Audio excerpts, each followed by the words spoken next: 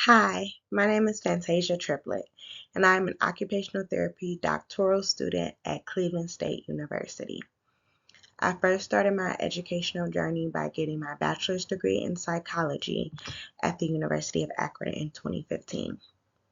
My capstone experience aims to use educational resources to improve sexual health outcomes for people with intellectual and developmental disabilities.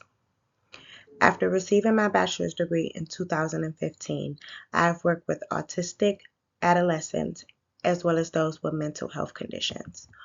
One of my jobs required me to work with autistic individuals in a residential setting, and while I was working with them, I actually realized that they are sexual beings just like we are, and they have sexual feelings.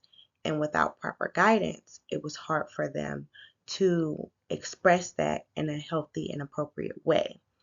Because of this, these clients often disrobed in front of other people or touched their private body parts in front of people or just was trying to release that sexual feeling that they had but did not know how to do it. Furthermore, I've worked in a special education classroom at a high school and I attended health class with the students. And in that health class, I realized that the information was not inclusive. The sexual education they were providing was not adapted to the needs of the students from the special education classes, and they did not understand what was being told to them. Both of these situations and my personal experience led me to want to do something about this and be able to provide accessible and accurate educational resources regarding sexual activity for people with intellectual and developmental disabilities, or IDD. With extensive research and reviewing different resources, I realized that people with IDD are sexual beings, and there needs to be more advocacy for their sexual rights. Providing them with sexual activity educational resources will not only help them to be sexual beings and have a healthy sexual lifestyle, but it would also allow them to have positive sexual feelings and allow professionals to speak more about this topic with people with IDD. But unfortunately, there are some barriers to addressing sexual activity, which includes lack of time, lack of training on this topic, and lack of knowledge on this topic. And to counteract this, I feel that it needs to be more accurate educational resources regarding sexual activity for people with IDD, which is what led me to create a web page that houses these educational resources.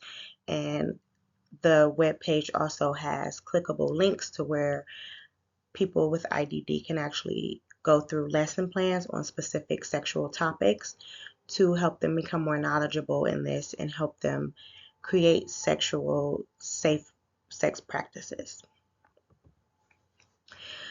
Occupational therapists are definitely able to implement this in therapeutic interventions because sexual activity is an occupation.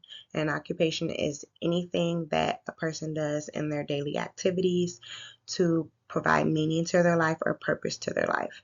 This includes things like bathing, feeding, dressing themselves. It also includes sexual activity.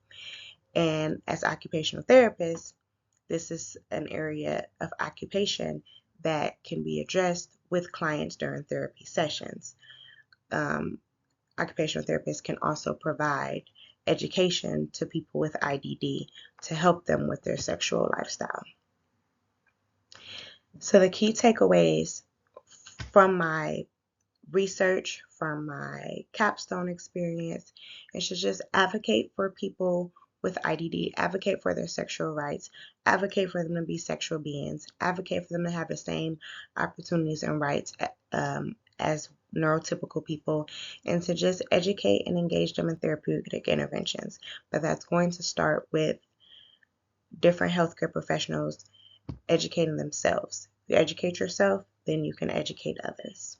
Thank you.